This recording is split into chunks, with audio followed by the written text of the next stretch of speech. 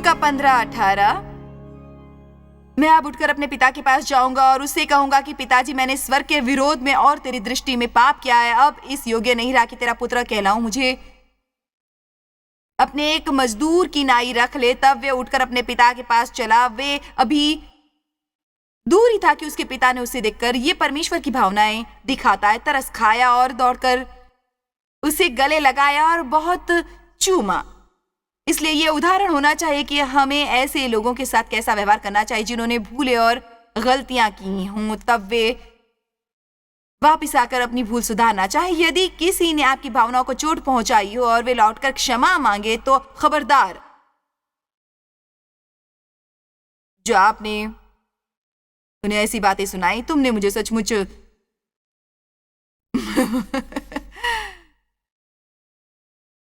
बहुत ठेस पहुंचाई थी। पुत्र ने उससे कहा, पिताजी, मैंने स्वर्ग के विरोध में और तेरी दृष्टि में पाप किया और अब इस योग्य नहीं रहा कि तेरा पुत्र कहलाऊं। परंतु पिता ने अपने दासों से कहा, झट अच्छे से अच्छा वस्त्र, सम्मान का वस्त्र निकालकर उसे पहनाओ और उसके हाथ में अंगूठी और पांवों में जूतियां पहनाओ और पला हुआ बढ़िया बछड़ा लाकर मारो ताकि हम खाएं और आनंद मनाएं, क्योंकि मेरा ये पुत्र मर गया था फिर भी जी गया है, खो गया था अब मिल गया है। और वे आनंद करने लगे।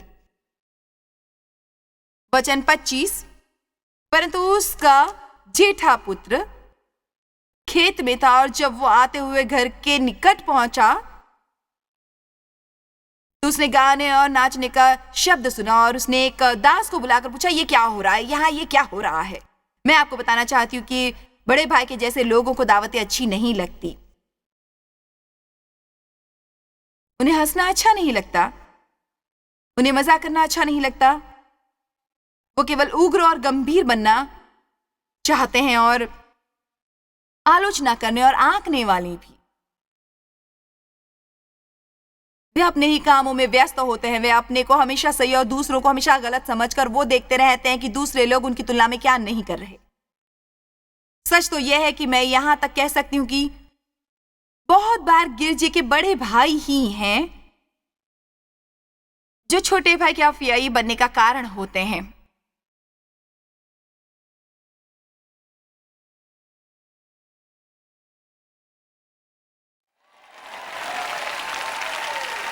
आप जानते, वो बड़े भाई वाला रुख ही है जो बहुत से नए विश्वासियों को दूर भगाता है। वे आते हैं प्रेम पाकर स्वस्थ होकर परिपूर्ण होने के लिए, वे दुखी होते हैं, घायल होते हैं और हम उन्हें अपने दल में शामिल करने के लिए 10 नए नियम देते हैं पूरे करने के लिए। यदि उनके बाल बहुत लंबे हैं तो उन्हें वो काटने होंगे और यदि वे 3 रंगों के हैं तो उन्हें रंग हटाना होगा और यदि वे कान में बालियां पहनते हैं तो निकालनी होंगी और यदि वे, हमें इसे ऊपर उठना है। हमें परमेश्वर को लोगों को बताने देना चाहिए कि अब उनका कुछ काम बंद करने का समय है और तब हमें उन्हें गले लगाना चाहिए और कहना चाहिए, हमें बहुत खुशी है कि आप लौट कर आए, हमें बहुत खुशी है कि आप राज्य में आए। हमें दावत करनी चाहिए, हमें आपके साथ राजाओं जैसा व्यवहार करना चाहिए, हम आपके साथ सम्मान से पेश आएंगे। और सभी बड़ा भाई आता है। मेरे विचार से मेरा धर्म के बारे में 10 भागों की श्रृंखला सिखाने का समय हो गया है।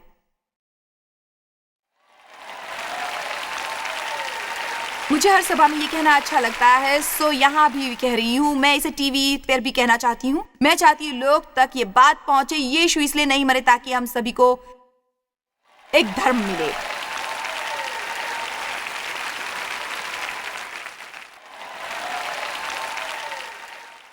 वो मरे ताकि परमेश्वर के साथ आत्मीय घनिष्ठ संबंध का मार्ग एक बार फिर से खुले और सभी लोग आजादी से आकर उनसे साहचर्य कर सकें।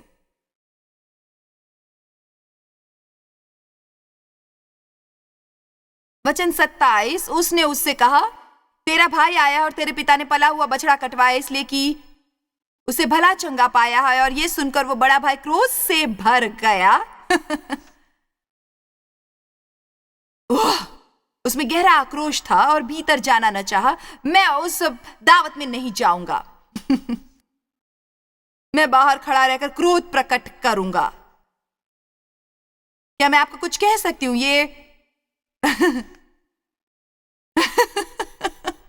परमेश्वर को दावत का आयोजन करने से नहीं रोक पाया।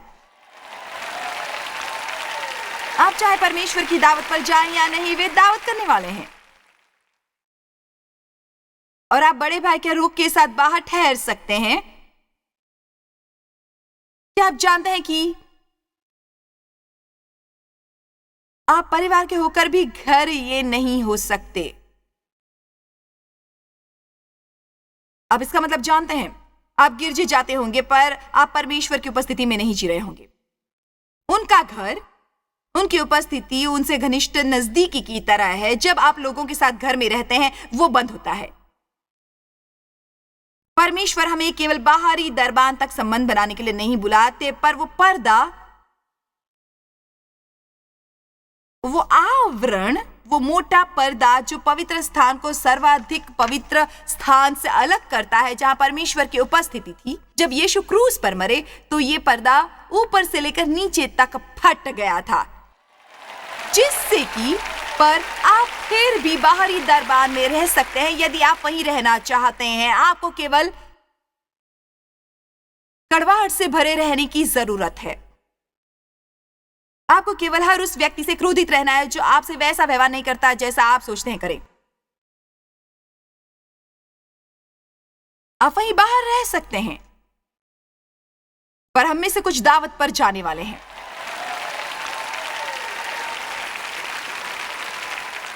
मैं बहुत वर्षों तक अपने पर अत्याचार करती रही, पर अब नहीं करती। मैंने दावत में रहने का निर्णय ले लिया है। इसका यह मतलब नहीं कि हम अपनी सारी जिम्मेदारियां भूल जाएं या फिर हम मूर्खों की तरह बन जाएं, बल्कि इसका मतलब यह है कि हम परमेश्वर का आनंद ले सकते हैं। बड़ा भाई क्रोधित हुआ और उसने कहा, मैं नहीं जाऊंगा। परंतु उसका पिता बाहर आकर उसे मनाने लगा। यह बिल्कुल ऐसा है कि मैं परमेश्वर को लोगों को मनाते हुए महसूस कर रही हूं, न केवल यहां बैठे लोगों से बल्कि टीवी के दर्शकों से भी। मैं महसूस कर रही हूं कि परमेश्वर बहुत प्रेम से लोगों से निवेदन कर रहे हैं, इसे त्याग दो,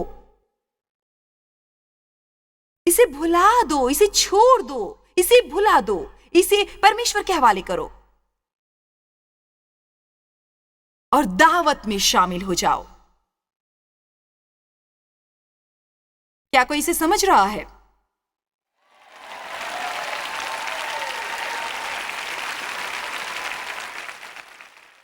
पर बड़े भाई ने अपने पिता के निवेदन का इस तरह जवाब दिया, देख, मैं इतने वर्षों से तेरी सेवा कर रहा हूं और कभी भी तेरी आज्ञा नहीं टाली, तो भी तूने मुझे कभी एक बकरी का बच्चा भी न दिया कि मैं अपने मित्रों के साथ आनंद करता। परंतु जब तेरा ये पुत्र, हम भी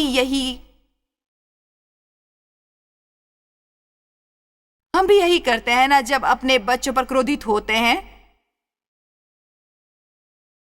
परंतु जब तेरा ये पुत्र, जिसने तेरी संपत्ति वेश्याओं में उड़ा दी है, आया तो उसके लिए तूने पला हुआ बछड़ा कटवाया। आप में से कुछ सोच रहे होंगे, मैं समझता हूं वो कैसे अनुभव करता होगा। मैं जानता हूं उसे कैसा महसूस हुआ था। मैं नहीं जानती, पर शायद आपका कोई बड़ा भाई है जो चाहे जितने भी बुरे काम कर ले, फिर भी परिवार उस पर भी दिल खोलकर प्रेम बरसाता है और वो आपको क्रोधित करता है, परेशान करता है। चलिए, उस दैत्य का वध करके अपनी परीक्षा में सफल हो जाइए।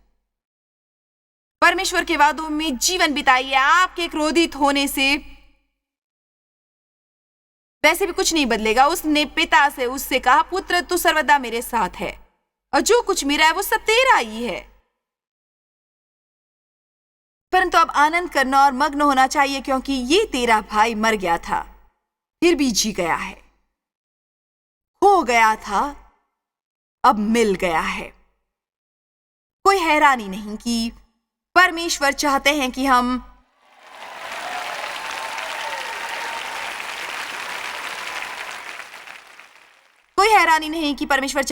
अपनी भावनाओं को चोट पहुंचाने वालों के लिए प्रार्थना करें, क्योंकि यदि वो कोई दुष्ट व्यक्ति है जो राज्य से बाहर है, तो हमें उसके मोक्ष के लिए प्रार्थना करनी है।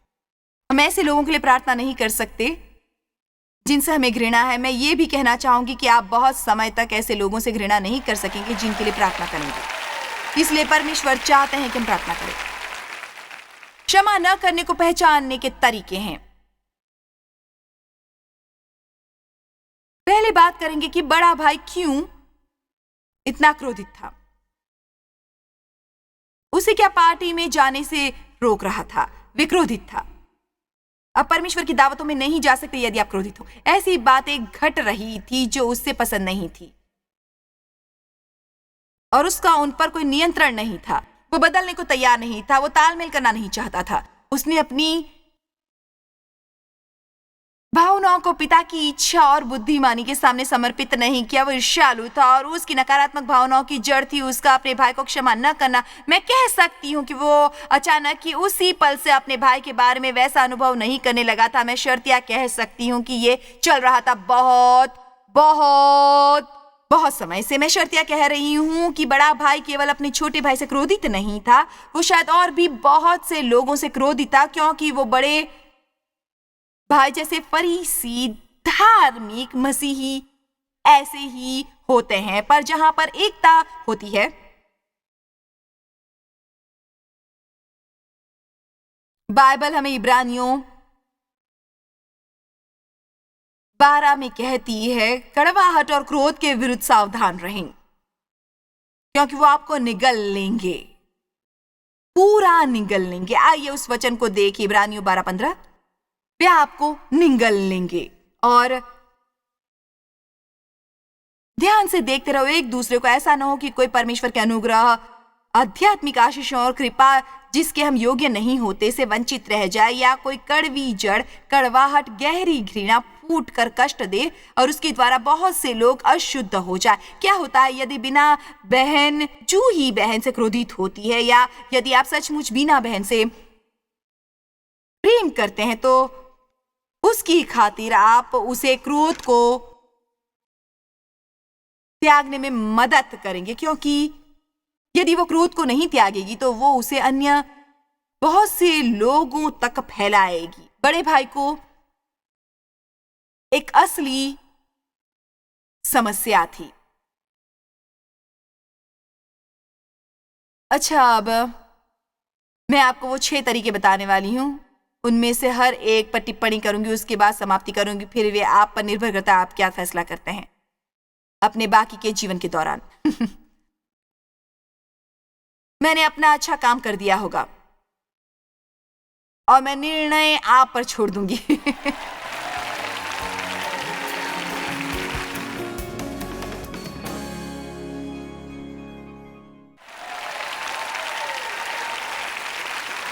हम पक्का कैसे जान सकते हैं कि हमने क्षमा किया है? और हम कैसे जान सकते हैं कि अभी भी कोई बात हमारे दिल में है और वो इतने समय से है कि वो हमारा अंश बन गई है और हम उसके होने से अभिन्न हैं? अव्वल तो ये कि माफ न करने वाले हिसाब रखते हैं। लूका 15:24 में बड़े भाई ने कहा, देख मैं इतने वर्षों से तेरी सेवा कर रहा हूं। पतरस जानना चाहता था मुझे कितनी बार उसे क्षमा करते रहना होगा। क्षमा न करने वाले हमेशा हिसाब रखते हैं। 1 कुरिन्थियों 13:15 के अनुसार प्रेम हिसाब नहीं रखता, वे गिनती नहीं करता अपने साथ की बुराई की। अब आप हमारा सामान्य तरीका जानते, मेरा मतलब ये उन आरंभिक दिनों की बात है जब डेव और मैं बहुत बहस करते, लड़ते झगड़ते और क्रोधित होते थे। कोई बात होती तो अचानक मैं 3 साल पुरानी बातों को दोबारा घसीट लाती और वो मुझसे पूछते, तुम ये सब बातें कहां दबा कर रखती हो? उसका एक स्थान था, वो सब मेरे अंदर थी और मुझे अंदर से लगातार खाते जा रही थी। सो वे जब भी कोई नया काम करते उस सूची से जुड़ जाता और वो सूची तब तक बढ़ती रहती जब तक वो दैत्य न बन जाती।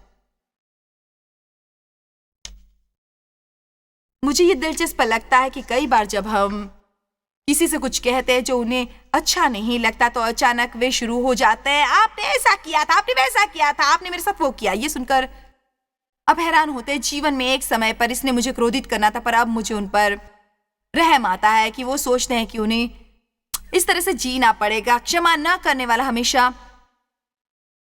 अपनी शेखी बगाड़ता है। लूका 15:29 में उसने कहा, मैंने कभी अवाज्ञाकारी नहीं की थी, आपके हुक्म की सचमुच कभी नहीं की। मैंने इतने वर्षों तक आपकी सेवा की और कभी कोई गलत काम नहीं किया। आंकने वाले हमेशा अपने को सही और दूसरे को गलत कहते हैं। क्षमा न करने की भावना हमें पिता के घर से बाहर रखती है। हमें क्षमा न करने वाले हमेशा शिकायत करते हैं, जब मैं छोटा था आपने मुझे कभी कुछ नहीं दिया, मैं मजे करता, प्रसन्न होता और अपने मित्रों के साथ आनंद उठाता। आपने मेरे लिए कभी कुछ नहीं किया। जैसा कि मैंने पहले कहा था, उस तरह के लोग कभी ये नहीं देखते कि कोई क्या कर रहा है, वो केवल ये देखते क्या नहीं किया। मेरे 4 जवान बच्चे और मैं वर्षों पहले उन सबके साथ बैठी थी और मैंने कहा था कि मुझे तुम सबसे कुछ कहना है और मैं तुरंत ये बात स्पष्ट करना चाहती हूँ। मैंने कहा, तुम जानते हो हम जीवन में स्थिति में हैं जहां हम तुम सब के लिए भिन्न भिन्न काम करना चाहते हैं, जैसे हमें आत्मा भिन्न भिन्न तरीकों से तुम्हारी मदद करने को कहती है।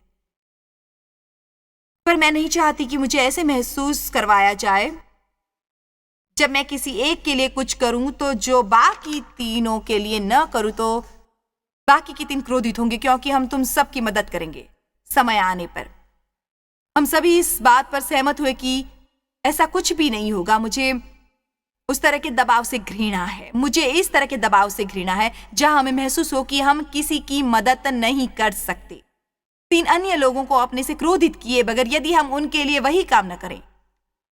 आपने सुना, आपने उन्हें अपने घर भोजन के लिए न्योता दिया पर मुझे कभी नहीं दिया। आप ऐसा क्यों नहीं कहते, परमेश्वर यदि मुझे वहां बुलाए जाने की आवश्यकता है तो मैं जाऊंगा, मैं उसके लिए प्रार्थना करूंगा।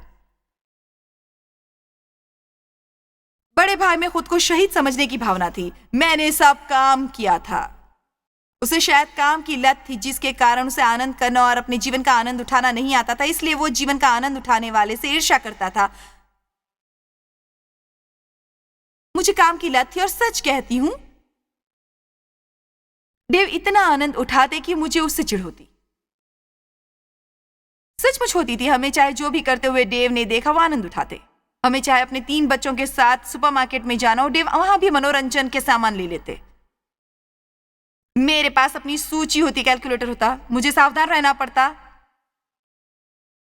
वो मेरे लिए गंभीर काम होता और डेव हमेशा बच्चे ठेले को घसीट रहे होते और डेव सुपरमार्केट में उनके साथ भाग रहे होते, खेल रहे होते, चिल्ला रहे होते और मैं कहती अपना मुंह बंद रखो, तुम यहां तमाशा कर रहे हो और मुझे शर्मिंदा कर रहे हो।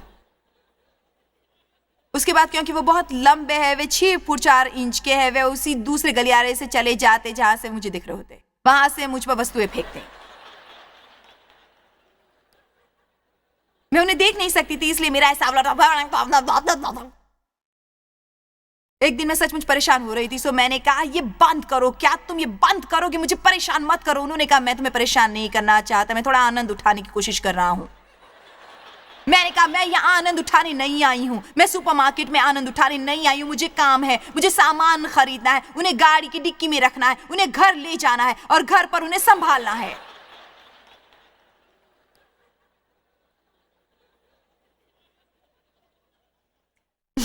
अफसोस कि मैं उस तरह जीती थी। मैं दावत में नहीं जाती थी क्योंकि मैं बड़े भाई जैसी थी।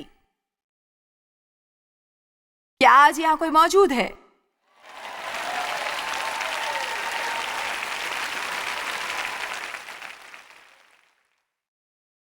कानूनों को पालना और आनंद का मेल नहीं होता। क्षमा न करने से हम हमेशा अलग थलग और दूर हो जाते हैं। बड़े भाई ने छोटे भाई का बखान तेरा वो पुत्र कह कर किया। यहां पर विभाजन है। वो पीछे हो गया। वो दावत में नहीं जाने वाला था। मुझे इस दावत से कोई सरोकार नहीं है। क्षमा न करने वाला दोषारोपण करता है और भांडा फोड़ता है और बार बार गलती के बारे में बात करता है। उसने तेरी संपत्ति वेश्याओं में उड़ा दी तो उसके लिए तूने पला हुआ बछड़ा कटवाया। आपने ध्यान दिया है कि यह व्यक्ति अपने अलावा हर किसी के दोष दिख रहा था।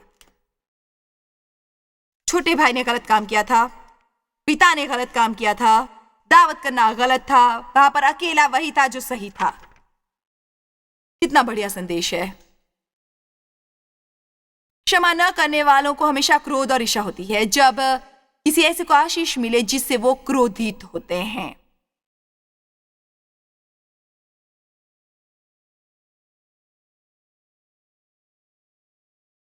यदि किसी ने आपकी भावनाओं को चोट पहुंचाई है और उन्हें आशीष मिले, उसके साथ कुछ अच्छा हो, तो आप क्रोधित हो जाते हैं। बिल्कुल सही कहा ना मैंने। कम से कम मैं वो होती थी जब तक मैंने क्षमा नहीं करना सीखा। क्षमा करना एक निर्णय है, कोई भावना नहीं है। जब आप अपने को चोट पहुंचाने वालों के लिए प्रार्थना करते हैं, वो एक निर्णय होता है, पर उसमें आपको चंगाई मिलती है।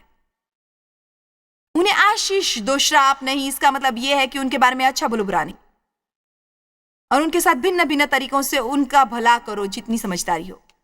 मैं आपको प्रोत्साहित करना चाहती हूं कि आप निर्णय कर ले कि आप ऐसा जीवन जिएंगे जहां आप क्षमा करेंगे और क्रोधित होने से इनकार करेंगे।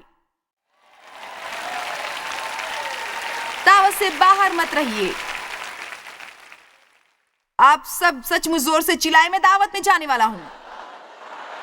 अब एक बार फिर से चिल्लाइए, मैं घर के अंदर रहने वाला हूं।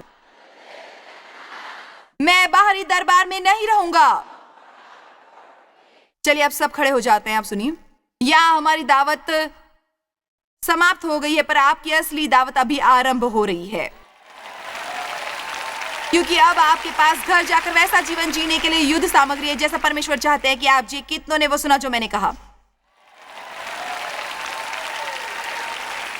याद रखिए, चाहे आप ये निर्णय ले रहे हैं, आपकी भावनाएं तुरंत नहीं बदल जाएंगी, पर यदि आप अपने को आहत करते वाले व्यक्ति के बारे में बोलना बंद करेंगे, जिन्होंने जो किया वो बुरा था, उसके बारे में सोचना बंद करेंगे, उसके बारे में प्रार्थना करना आरंभ करेंगे, तो उससे बहुत काम हो जाएंगे आपके।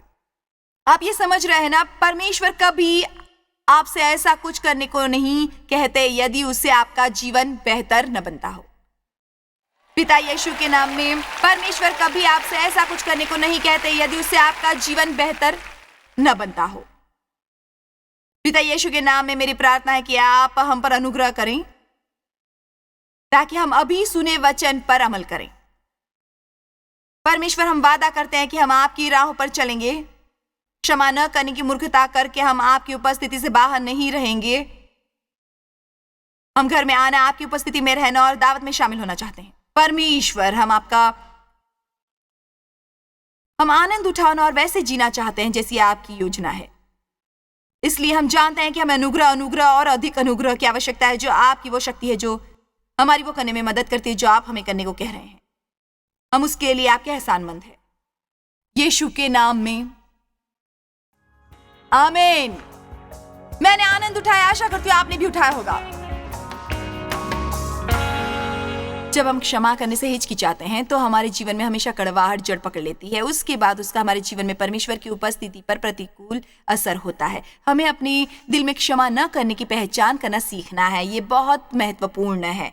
हमें हमेशा दूसरों को क्षमा करना चाहिए और हमें स्वयं भी परमेश्वर से क्षमा प्राप्त करने की जरूरत है। मैं आपको प्रोत्साहित करना चाहती हूँ कि आप परमेश्वर के साथ काम करें, ताकि अपने जीवन में क्षमा करने की परीक्षा में सफल हो सकें। जब आप ऐसी परिस्थिति में हो जहां आपको सचमुच पता हो कि आपको किसी को क्षमा करना है, शीघ्रता से वे करने का तरीका सीखिए। अपने पर अनुग्रह कीजिए, क्षमा कीजिए। सामने हर सप्ताह बहुत से मौके आते हैं किसी से क्रोधित होने के, कड़वाहट और झगड़ों में पड़ने के, पर हम हमेशा अपने पर बड़ा अनुग्रह करके क्षमा कर सकते हैं।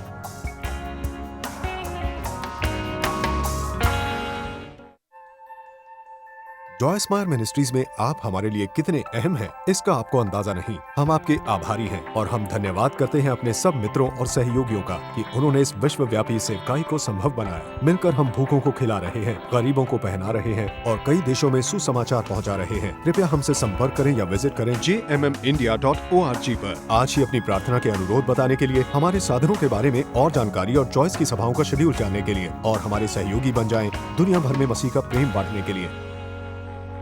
ये कार्यक्रम जॉय स्माइल मिनिस्ट्री के मित्रों और पार्टनर्स द्वारा प्रायोजित है।